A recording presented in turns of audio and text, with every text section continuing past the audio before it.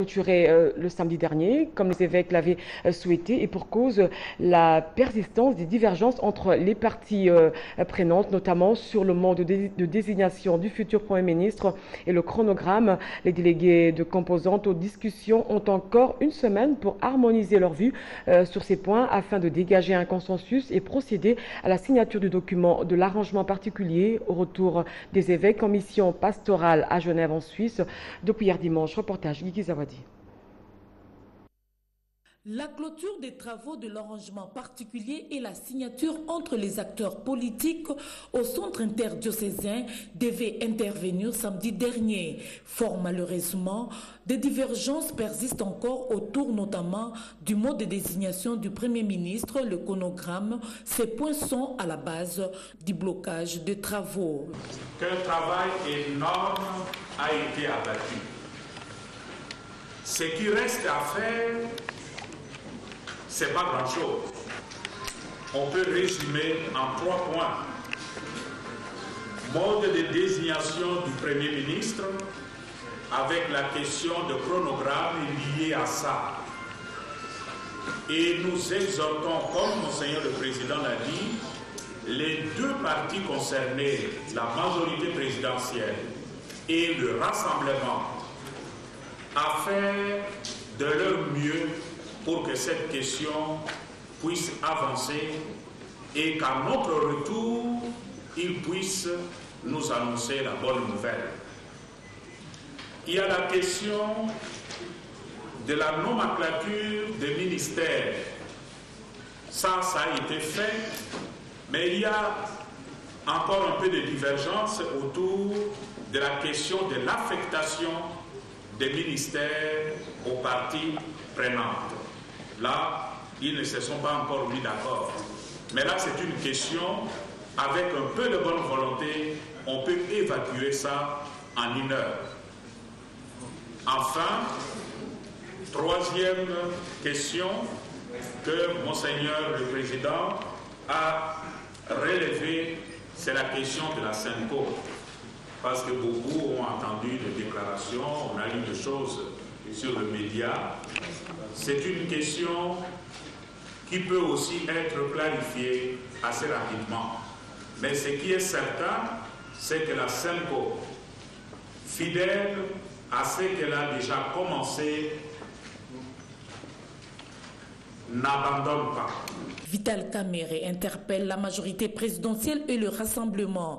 Pour lui, le peuple ne peut pas comprendre le blocage du pays sur le problème de positionnement. Je voudrais ici interpeller la majorité présidentielle et le Rassemblement pour qu'ils comprennent que le peuple ne peut pas comprendre que le pays soit bloqué à cause des problèmes de positionnement, c'est-à-dire des premiers ministres.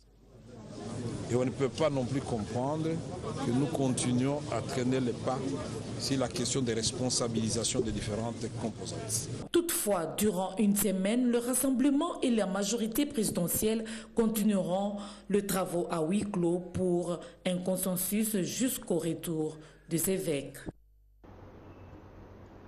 Le rassemblement de l'opposition accuse la majorité présidentielle d'être à la base du blocage. Selon Jean-Marc Kabounda Kaboun, secrétaire général de l'UDPS, il s'agit d'un manque criant de la volonté politique du côté du pouvoir qui cherche à compliquer les choses en exigeant à l'opposition de présenter au chef de l'État 5 personnes candidates pour la primature en violation flagrante de l'accord de la Saint-Sylvestre. Des propos recueillis par Guigui Zawadi et Guillaume Katamboué.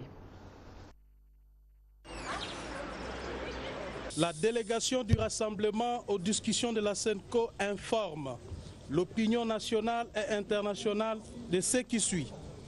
Les discussions se clôturent par un constat d'échec du fait de la volonté politique de la majorité présidentielle. La divergence fondamentale est la question de la nomination du Premier ministre qui a impact direct sur le chronogramme de la mise en œuvre de l'accord signé le 31 décembre 2017 par le parti prenant. En fait, la majorité présidentielle exige la présentation des 5 noms à présenter au président de la République alors que le rassemblement s'en tient à la présentation d'une seule personnalité au poste de Premier ministre tel que stipulé au point 3 romain 3.3 de l'accord. Par ailleurs, le rôle de médiation de la SENCO dans la mise en œuvre de l'accord devenu encore problématique. Je le dis au sommaire, la majorité présidentielle adhère totalement à l'accord du 31 décembre en levant la mention sous réserve justifiée jadis à cause du manque d'inclusivité. Ramazani Chadari, vice-premier ministre, ministre issu de la majorité présidentielle, note que l'accord de la Saint-Sylvestre est désormais opposable à tous avec l'adhésion de tous les participants ayant apposé leur signature. Propos recueillis, Guigui Zawadi, Dégol Katambwe.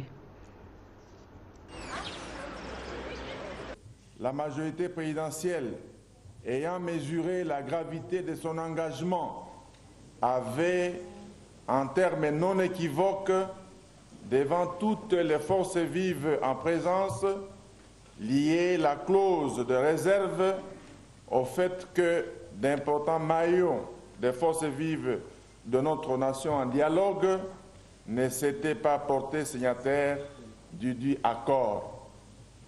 Qu'il convient de noter qu'en tout état de cause, aussi bien en droit des gens, en particulier dans la Convention de Vienne de 1961 sur les relations diplomatiques qu'en droit interne, la clause de réserve, qui est toujours de droit, garantit la sincérité des engagements.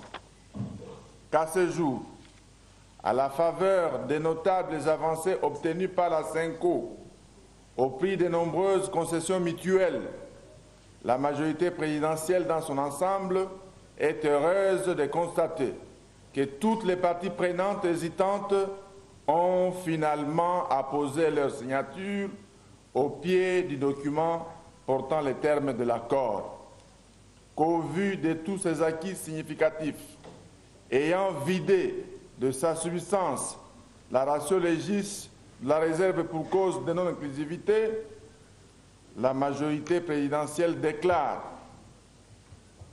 qu'est levée, à dater de ce jour, le samedi 28 janvier 2017, la réserve assortie à l'engagement de notre famille politique lors de la signature de l'accord du 31 décembre 2016 conclu entre les forces vives de notre pays.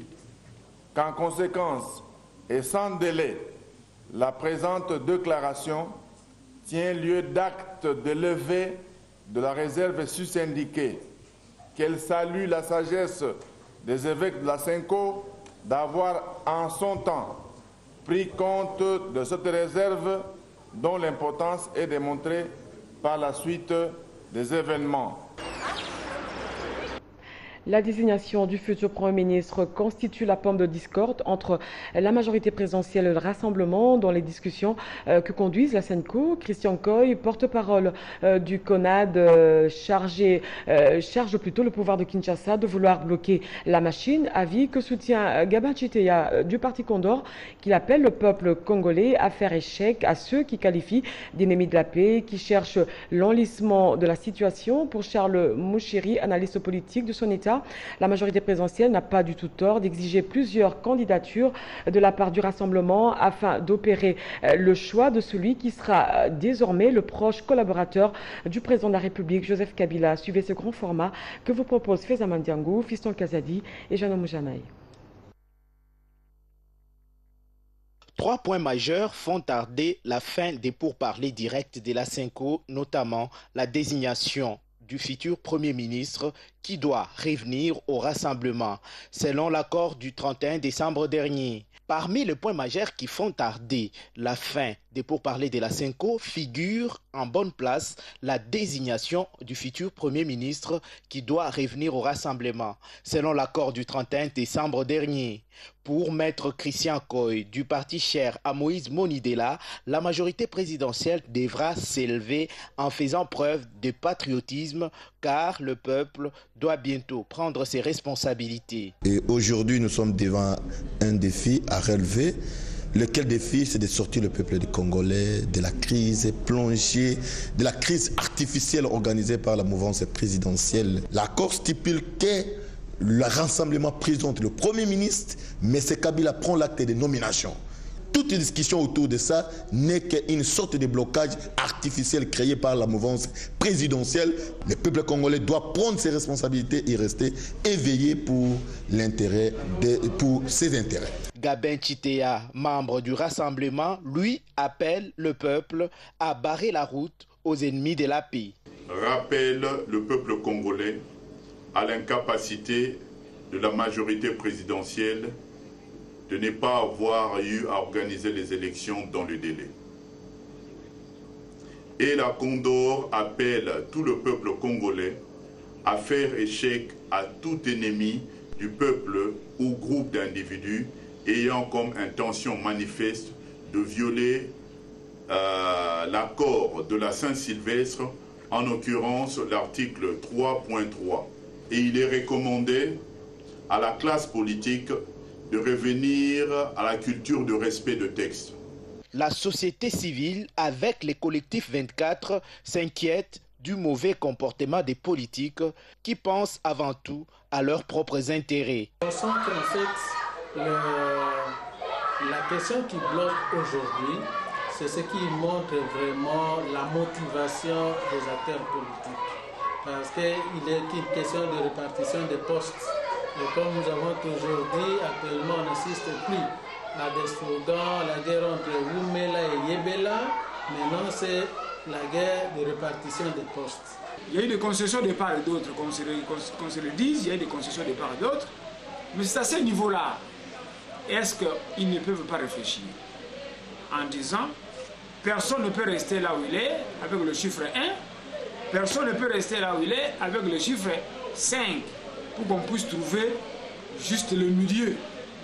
Ça, c'est une proposition que nous ne faisons pas maintenant, mais nous demandons à ce que les composantes politiques puissent mettre un peu d'eau dans leur vin. Quant à l'analyste politique, il invite les uns et les autres au respect des textes. Aujourd'hui, les modalités de désignation d'un Premier ministre posaient problème. Un choix politique vaut la peine d'être toujours discuté. Et il n'est pas acceptable, il n'est même pas envisageable qu'un groupe politique mette en face d'un chef de l'État un fait accompli. Et donc, sans être d'un l'un ou de l'autre parti, d'un l'un ou de l'autre camp plutôt, je constate que cette résolution a péché politiquement parce qu'elle a plus ou moins cherché à contraindre le chef de l'État à faire le choix de ce que lui donnerait l'UDPS, de ce que lui donnerait le Rassemblement. Pendant ces temps, les évêques catholiques sont en voyage pastoral en Suisse, à Genève, laissant les participants poursuivre les travaux en commission sous la conduite d'un comité de supervision en attendant qu'ils retournent en attendant leur retour pour la fin des travaux. Bienvenue Bambalé, bonsoir. Je rappelle que vous êtes président fondateur du MJC, un parti du centre. L'accord était prévu, la signature plutôt était prévue pour ce 28 janvier. Toujours pas de consensus. Il y a un problème autour de la désignation du prochain ministre et ça bloque. Pour ma part, sincèrement, je déplore l'attitude de nos politiciens vraiment dans le décamp. Parce qu'aujourd'hui, le Congo, c'est pas, je dirais, un royaume. Donc le chef d'État a demandé qu'on puisse fournir 5 noms pour que peut-être qu'on puisse faire le primaire. Mais ils ne veulent pas, ils veulent imposer un seul nom. Mais en fait, je ne souhaite pas. Demain, si ça arrivait que la personne en question qui veut le désigner, il tombait malade, bien il était mort. Ça veut dire qu'aujourd'hui, le Congo ne pourra pas vivre. Ça pose un problème. Et de l'autre côté aussi, la majorité, il faut qu'ils sachent qu'aujourd'hui, ils doivent accepter à mettre en place l'applicabilité de ces résolutions pour que on puisse lancer les élections en place. Donc les deux camps aujourd'hui, nos gros courants bloquent tout un pays. Aujourd'hui, la population s'est mise un peu en otage par ces deux courants. Oui, on constate justement, les participants pour parler des règles de la SENCO ne parlent plus ni de la Constitution, ni de l'alternance, ni des élections. On parle plus des intérêts des postes ministériels. On a oublié la population, elle est décotée carrément. Vous savez, pour ma part, je dis clairement que nous avons des politiciens un peu aujourd'hui médiocres, un peu de manchoirs, parce qu'aujourd'hui, ils parlent pour leurs intérêts. Ils ont voulu diriger un pays par les accords particuliers. Donc ça veut dire que le pays devient un gâteau où tout le monde peut s'asseoir autour d'une table, chacun prend sa part, et voilà, moi je vais plus gros, je vais plus petit, et puis à la suite les miettes on jette à la population. Il faudra quand même que nos politiciens reviennent à la raison. Quand on sert tout un peuple, c'est comme l'apostolat. On ne va pas servir dans un pays pour d'abord ses intérêts personnels. Il faut que ces gens-là comprennent que ce sont vraiment les intérêts de toute une nation qui s'est mis un peu en porte-à-faux. Ils ont bloqué toute une machine. Puisque moi, c'est ma famille, je dirais du passé, j'étais dans le rassemblement. On a voulu un dialogue, je dirais, inclusif. On a voulu que le chef d'État parte en douceur, mettant ces dialogues en question, ils l'ont reçu. Et pourquoi pas maintenant faire de sorte que ces dialogues-là, qu'ils ont pu avoir difficilement, qu'ils puissent le mettre, je dirais, en place avec une panel, je dirais, des candidats, au pire des cas, organisés, je dirais, en primaire, que les meilleurs gagnent, ils sont tous, je dirais, du IDPS ou du Rassemblement. Pourquoi seulement un seul bonhomme? Oui, selon les derniers propos du grand frère de Moïse Katumbi, Katebe Katoto, il affirme que ça ne serait pas, c'est pas un problème que le Rassemblement puisse présenter 2 ou 3 candidats. Est-ce que vous êtes de cet avis? Mais je pense que je suis vraiment tout à fait d'accord avec lui, parce que le Congo, c'est pas un royaume, on peut pas seulement se focaliser sur un seul bonhomme. Je ne souhaite pas. Demain, si messieurs en question, Félix Tshisekedi, voilà, pour ne parler que de lui. Il tombait malade demain, il était, je sais pas, il a eu la malaria ou bien il faisait un accident, il était mort, je ne souhaite pas. Mais on va faire quoi? Le Congo ne pourra plus avancer? Non, il faut que nous devenions des gens pragmatiques. On doit passer à autre chose. Il n'est pas le seul bonhomme, car les sciences infligent pour diriger un pays.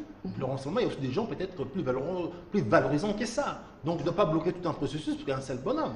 Et puis en plus, il y a un problème de des divergences. Est-ce que les intérêts ne sont pas plus réunis autour de la personne de Félix Tshisekedi pour qu'après la sortie d'un nouveau gouvernement, que chacun puisse se retrouver plutôt derrière cette personne? Non, je parle clairement qu'aujourd'hui, ça devient une histoire du partage d'un gâteau. Parce qu'aujourd'hui, c'est dit, bon, avec Félix, les accords sont respectés, c'est quelqu'un qui peut tenir parole, mais les autres côtés, ils sont un peu tous, excuse-moi, peut-être des brebis galeuses, ils peuvent partir dans tous les sens, mais Félix, il peut être géré loyal, mais pendant tout ce temps-là, il bloque tout un processus. Il n'est pas le seul politicien qui pourra faire que ces accords en question puissent avoir l'applicabilité. Donc moi j'insiste là-dessus. Il faut que nous, nos amis de l'opposition qui reviennent à la raison, et puis de l'autre côté la majorité, qu'ils acceptent l'applicabilité de ces accords pour que demain qu'on puisse lancer les élections.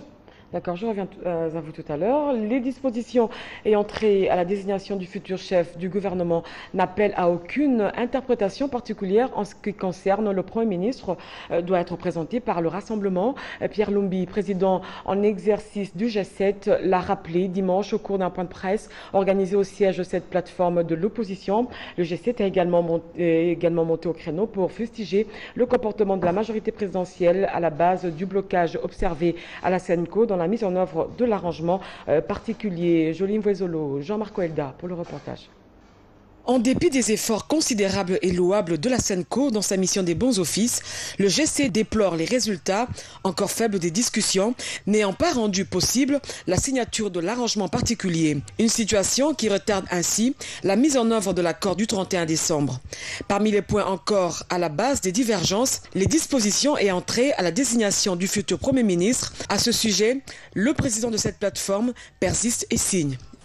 Le G7 relève que les dispositions ayant trait à la désignation du futur chef du gouvernement n'appellent aucune interprétation particulière en ce que le Premier ministre doit être présenté par le Rassemblement. Le G7 déplore par conséquent que l'esprit de compromis ayant conduit à l'adoption de l'accord et déserter la Senco pour laisser place à une crise de confiance susceptible d'occulter les velléités de rupture, voire même des remises en cause des principaux acquis de l'accord. Pierre Lumbi n'est pas allé par 4 chemins. Il pointe du doigt la majorité présidentielle qui, dans ses manœuvres dilatoires, vise à engager le pays dans un glissement. Le G7 craint que, depuis un mois, la majorité présidentielle ne se soit engagée dans une stratégie d'enlisement s'il s'avérait que cette stratégie est en réalité une manœuvre dilatoire visant à engager le pays dans un nouveau glissement, la majorité présidentielle prendrait seule le risque de plonger la République démocratique du Congo dans le chaos. Par ailleurs, le G7, en tant que membre fondateur du Rassemblement, a tenu à rappeler qu'en l'absence du président du Conseil des sages du Rassemblement, aucune personne ne peut, par quelque raison que ce soit, prendre position au nom du dit Conseil en vue de faire prévaloir les ambitions particulières. Arrêté dans la foulée des manifestants des 19 et 20 septembre, l'opposant Moïse Monindela a recouvré sa liberté provisoire, accusé d'être complice des pillages qui ont eu lieu dans la capitale congolaise. Le président du CONAD a bénéficié des mesures de décrispation politique telles que convenues par les parties prenantes au dialogue du centre interdiocésain. Jeanne Moujanaï. Les respects de la mesure de décrispation en République démocratique du Congo, comme souhaité par les évêques catholiques, commencent peu à peu à se faire sentir. Les cas le plus illustratif reste le retour de Roger Lumbala et la libération de Moïse Monindela le samedi dernier à la prison centrale de Makala. Après 4 mois de détention, Moïse Monindela salue les efforts de toute la classe politique et le chef de l'État, Joseph Kabila Kabange, d'avoir compris qu'on ne peut pas aller à l'encontre de la volonté de tout un peuple. Et je remercie aussi le prince de l'Église catholique, le pape François, les amis de Rassemblement, nos amis de l'AMP. Et je m'en voudrais si je ne remercie pas M. Kabila d'avoir compris qu'on ne peut pas aller à l'encontre de la volonté de tout un peuple. Parce que la Constitution n'est autre que la volonté de vivre ensemble d'un peuple, comme disait Obama. Et ça, je le remercie parce qu'il a compris. L'essence de mon combat, c'est quoi? C'est qu'on ne puisse pas plier et priver la Constitution. Moïse Monindela promet de continuer sa lutte malgré sa liberté provisoire. Je vais continuer à revendiquer le respect strict de la Constitution. C'est ça mon combat. Et ici, je pense et encore une fois à Patrice Lumumba qui disait que les Congolais doivent écrire leur propre histoire. Et ce n'est pas une histoire qui sera écrite à Londres ou à Bamako ou à Genève. C'est une histoire qui sera écrite au Congo. Donc là, les Congolais sont en train d'écrire une belle page de l'histoire au niveau de la SENCO. Et je demande de tous les peuples non seulement de soutenir, d'accompagner la SENCO dans les prières pour que cet accord-là puisse être appliqué. Signalons par ailleurs que les avocats du président des CONAD promettent de déposer dans les tout prochains jours un recours pour que la justice classe les dossiers sans suite. Ouverture ce lundi du Forum national consacré au renforcement des capacités des membres de la LISADEL pour plus d'efficacité dans la mise en œuvre de ces différents programmes. Plusieurs structures et organisations avaient pris part à cette cérémonie, parmi lesquelles le ministère du Genre, Famille et Enfants ainsi que différents partenaires. Reportage. Dans cette salle de représentants de la LISADEL venus de toute la province de l'intérieur de la RDC ou de la ville de Kinshasa, l'objectif de ces assises était de redynamiser les structures de base pour plus d'efficacité dans la mise en œuvre de leurs différents programmes. Pour le PCA de cette structure, la LISADEL a enfin atteint sa maturité. José Godé Kayembe revient ici sur les longs chemins parcourus par cette organisation nationale de droit congolais. Partenaires, des choses que nous notons et que nous apprécions. Nous croyons que lorsqu'il y a 2 places, il est important de mettre 50% de femmes, 50% d'hommes. Et parfois, lorsqu'il n'y a qu'une place, de prioriser la femme. Alors nous sommes contents pour ces 2 provinces et pour ce point d'honneur qu'elles ont mis à se faire représenter par la gente féminine. Le président du conseil d'administration de la LISADEL a par la même occasion exhorté tout le cadre de cette structure à regarder dans la même direction en utilisant les mêmes mécanismes et outils de travail afin d'atteindre le même résultat. La LISADEL, c'est un grand réseau constitué de beaucoup de membres. Tous ces membres interviennent au niveau de province, au niveau de terrain, mais la plupart n'ont pas de capacité. Ou soit ils interviennent de manière dispersée, mais nous voulons leur donner les outils pour qu'ils soient en mesure de pouvoir mener leurs activités de manière coordonnée. Outre l'approche genre et réduction de violences basées sur le genre, le participant se sont également penchés sur les questions pratiques liées au fonctionnement global et aux procédures administratives et financières.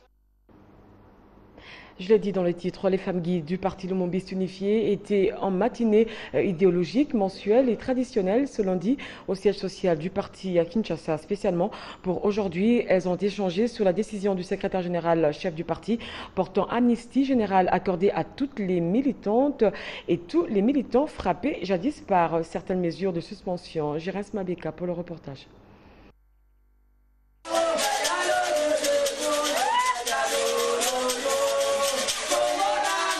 Fidèle à la tradition avec un moral requinqué à la suite du rétablissement de la cohésion au sein du parti impulsé par le patriarche Antoine Gizenga à travers sa décision de décrispation du 23 janvier dernier, les femmes du Parti Lumumbiste Unifié se sont retrouvées au siège du parti pour partager la pensée du secrétaire général chef du parti par ce geste. De prime abord, Madame Godé Lumbala, présidente des femmes guides du Palou, a entretenu ses pairs sur la philosophie et la nature de la lutte d'Antoine Gizenga pour la naissance de la République démocratique du Congo.